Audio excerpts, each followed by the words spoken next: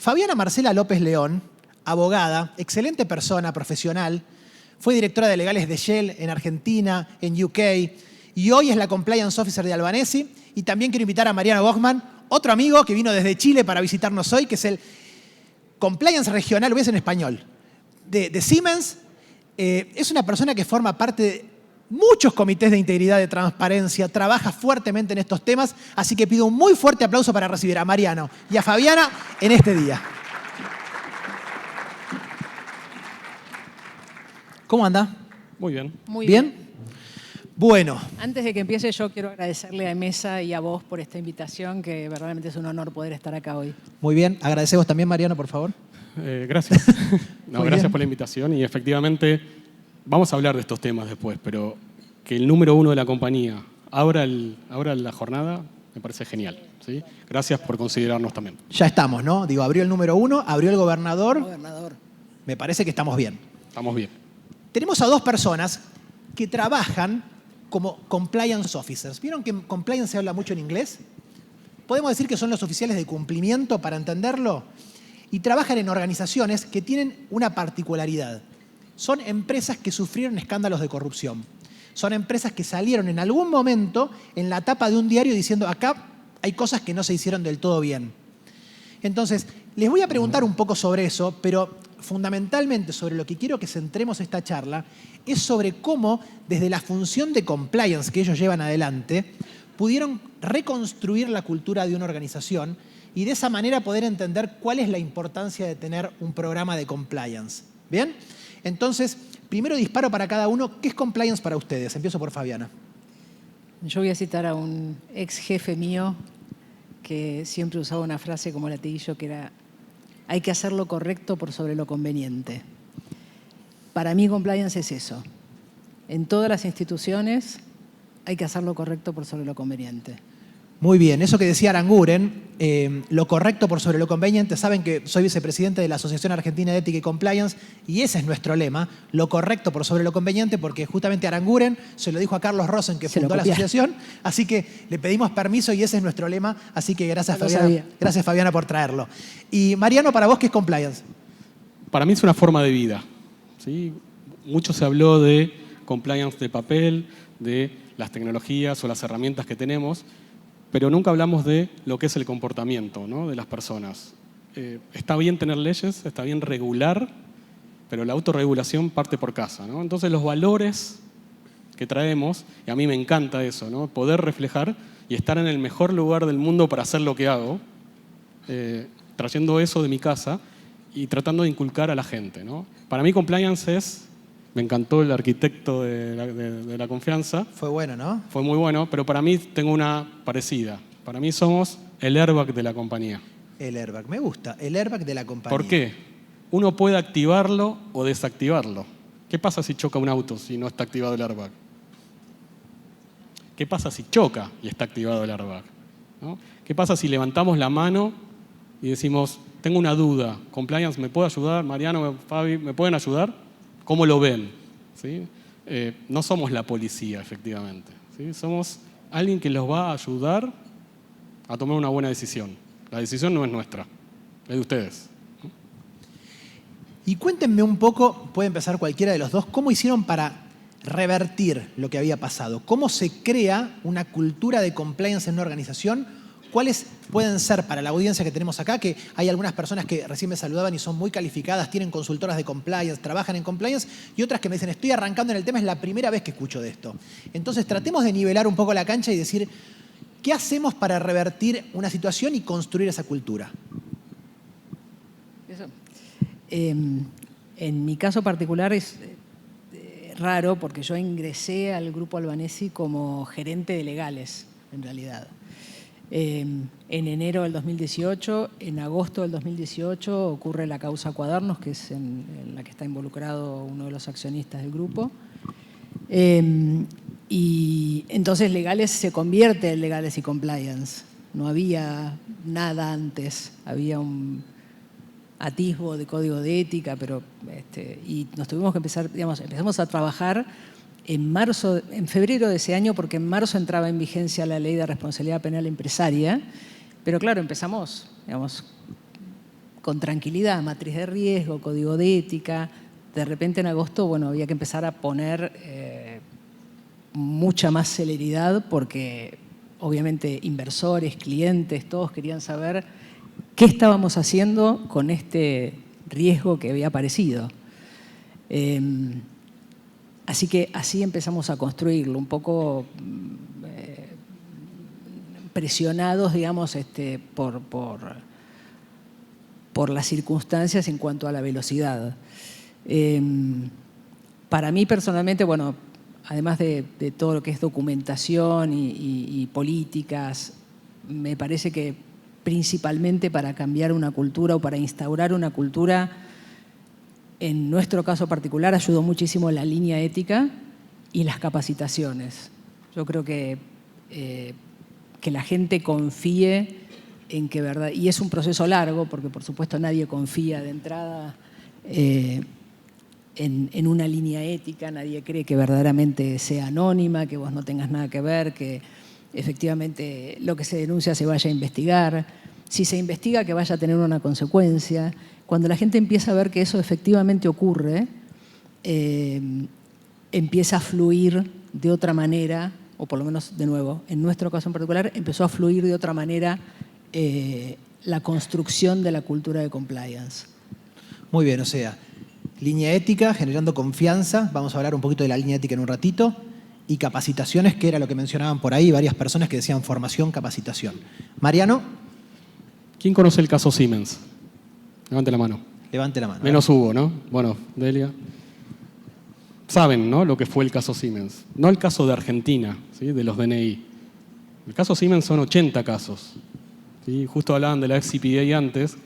Y Siemens fue la empresa más corrupta del mundo, ¿sí?, por los años 90. Pero alguien, y lo contaba en la mesa, Siemens tiene más de 177 años de historia. Cuando crean esta compañía, ¿no?, ya el fundador tenía una visión de hacer los negocios limpios. Pero en el medio, alguien se olvidó, ¿sí?, en esos años de mucha presión, de cambios tecnológicos, de las empresas de celulares o de telefonías o de lo que sea, se olvidaron, ¿no?, de ese legado que Verner von Siemens transmitía. Entonces, vino el escándalo, vino una autodenuncia y ahí donde empieza. No voy a contar la historia, hay un video de 30 minutos, lo pueden buscar en YouTube, si no se lo mando, donde está todo el caso Siemens. Sin embargo, todo ese cambio cultural había que tomar una decisión, ¿sí? El 15 de noviembre del 2006 empieza el escándalo en la casa matriz en Múnich y a partir de ahí los máximos accionistas de la compañía, que era la familia Siemens, tenían que tomar una decisión. ¿Y cuál era la decisión? Cerramos la compañía, 5 generaciones para adelante pueden vivir, porque vale mucho la compañía, o hacemos las cosas bien.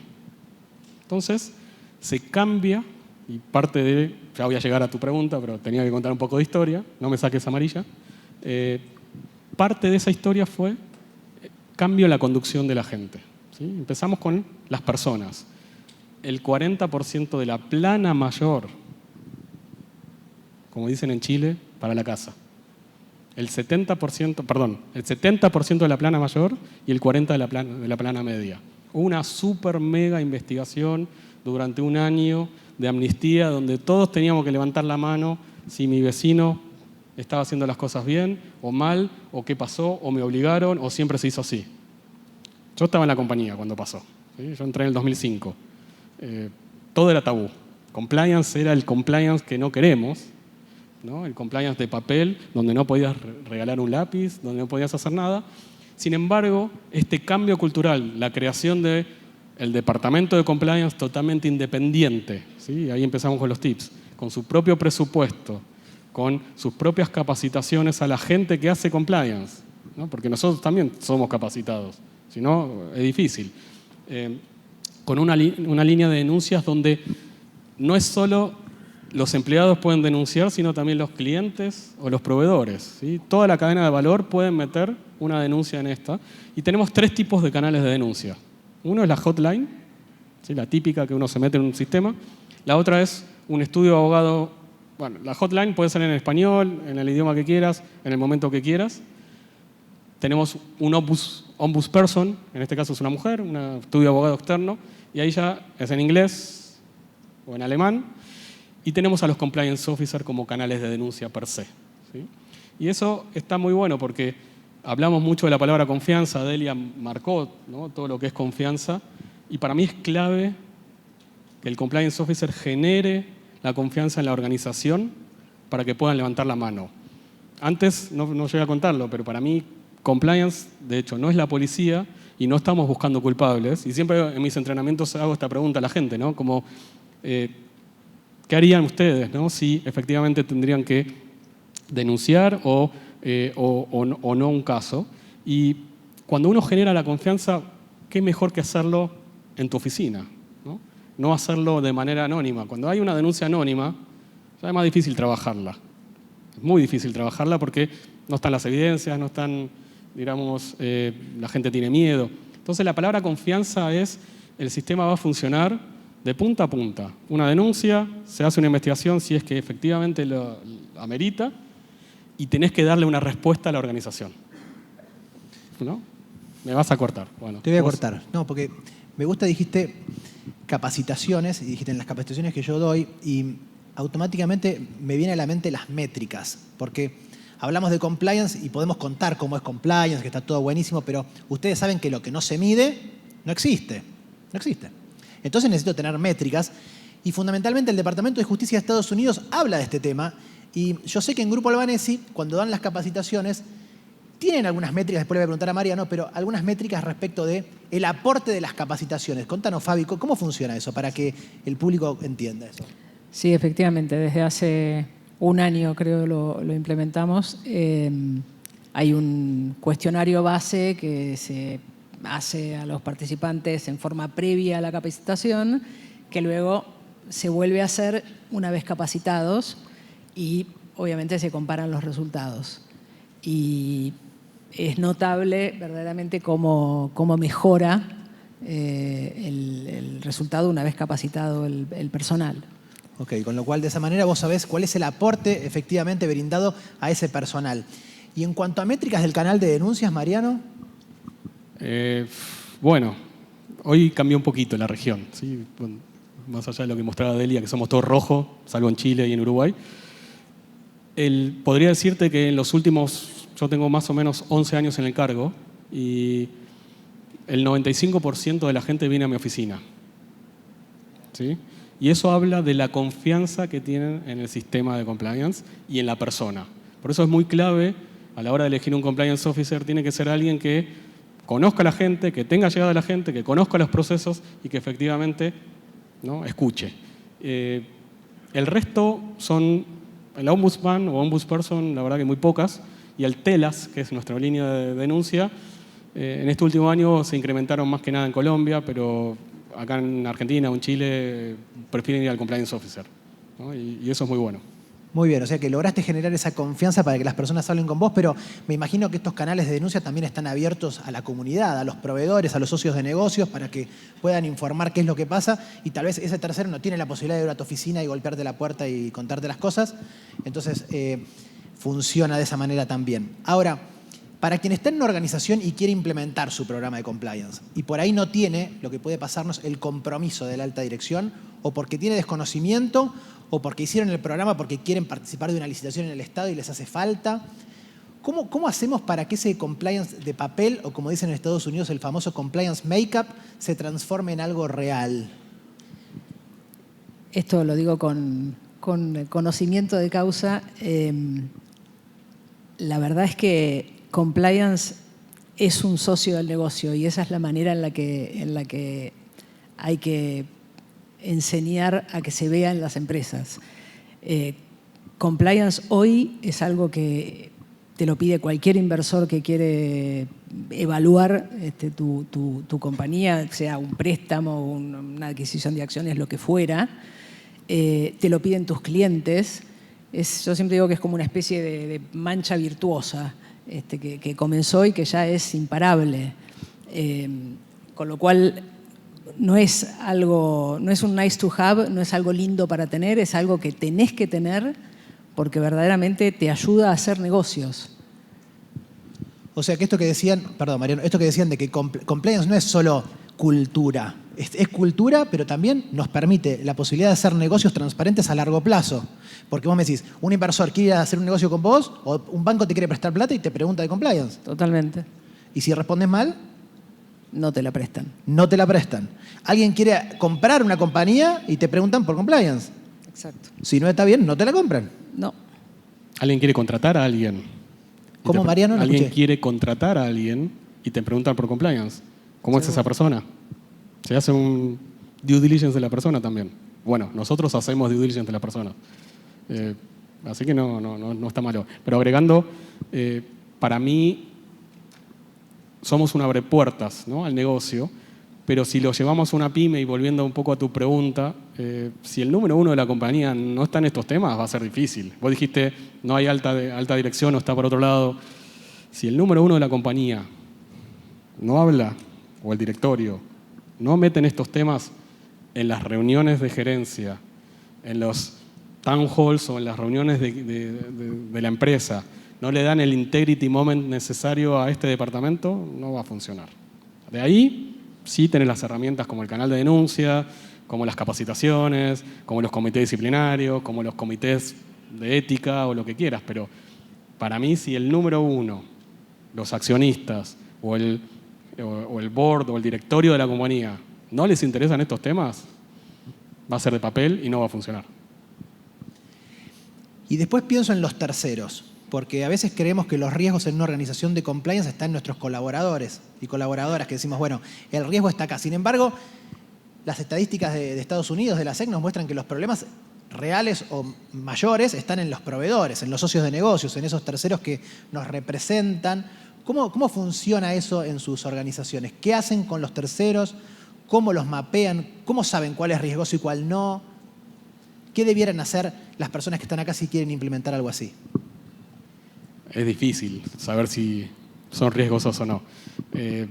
Prueba de la blancura, ¿no? Tenemos herramientas todo el tiempo desde la gente. A ver, el departamento de compliance lo que hace es analizar de dónde vienen los dineros de nuestros clientes y hacia dónde va nuestro dinero, que son nuestros proveedores, ¿no? Esa es la cadena de pagos. ¿Quién te está pagando? ¿Viene de algún cartel de droga? ¿Viene de alguien que...? No. Bien, check. Ahora, ¿le voy a pagar a alguien que está metido con algún problema? Y no. ¿Voy a contratar a alguien? No. Entonces, esas herramientas, tenemos ciertas categorías de terceros. Nosotros analizamos a todos los terceros, ¿sí? Nos metemos en una herramienta, va a la World Compliance, va a ciertos temas de control de exportaciones que pueden estar sancionados o no, ¿sí? Toda la coctelera de páginas o base de datos la tenemos. Ahora, cuando hay una empresa que va a representar a Siemens, eso es distinto. Ahí ya el due diligence es con examen de compliance y todo, ¿sí? Te tomamos una prueba, tenés que completar todas estas palabras, todos estos formularios, y de ahí va la casa matriz, ¿sí? Dependiendo del riesgo, si es bajo, medio o alto. Si es un agente, un lobista, por ejemplo, que te va a traer nada, humo, porque un contacto y se lleva una comisión, o mismo un agente de ventas, ¿sí? Que para nosotros son las dos características, o un broker, ¿sí? De inmobiliario, son los más riesgosos que hay. Entonces, eso te lo aprueba el board de Siemens. Imagínense. El board de Siemens. Sí. Sí. ¿Por qué? Porque son extremadamente riesgosos y no queremos volver al 2006. Entonces, este tipo de empresas, que eran las que, bueno, Hugo lo puede contar también, ¿no? Pero las que triangulaban los dineros de Siemens, son las más riesgosas. Entonces, efectivamente, hacemos un chequeo exhaustivo de estos business partners, ¿no? O estos socios estratégicos de negocio. Pero analizamos con quién, ya sea en qué país va a trabajar, si la empresa o no está sancionada y si las personas de esa empresa están o no sancionadas. Una vez me pasó de preguntarle a una persona qué recibían en el canal de denuncias. Vieron que las líneas éticas o los canales son confidenciales. Pero ¿se puede contar cuidando la confidencialidad? ¿Ustedes creen que es conveniente contarle a colaboradores qué se recibe, qué porcentaje de denuncias vinculadas a acoso, cuáles vinculadas a fraude? ¿Eso funciona? ¿Es una buena práctica? Yo contesto con total honestidad. En mi caso, no sé cómo, pero las cosas siempre de alguna manera se saben. Radio Pasillo funciona y de alguna manera la gente conoce que hay temas X o Y. Yo te diría que hoy hay mucho vinculado con, no mucho, pero hay cuestiones vinculadas a mobbing, privacidad, alguna cosa vinculada con uso de herramientas de trabajo o bienes de la empresa, pero básicamente lo nuestro más o menos viene por ahí. Mariano. Para mí, bueno, primero te digo lo que pasa en Siemens y después lo que sería para mí. En Siemens no contamos. No cuentan. No. Estadísticamente sí, los tipos de delitos sí, pero no te vamos a contar en una mesa tal fulanito está enganchado con la obviamente. secretaria, o tal fulanito estaba arreglado con un proveedor, o el gerente tenía conflictos. No, eso no sale, ¿no? Borramos los nombres, los apellidos, las fechas, los países y lo contamos en los entrenamientos. Muy bien. Y veo también en los reportes de sustentabilidad, ¿no?, que hay un capítulo específico de compliance en donde las organizaciones dicen, bueno, en el 2024 recibimos 50 denuncias. De esas 50 denuncias, 30 eran de esto, 20 de esto, sin dar nombres, cuidando la confidencialidad. Pero es interesante saber cuáles son los dolores que tiene una organización para poder, en función de esas denuncias, me imagino que trabajarán en acciones de mitigación. Sí. Gracias a eso podemos primero analizar los riesgos año a año.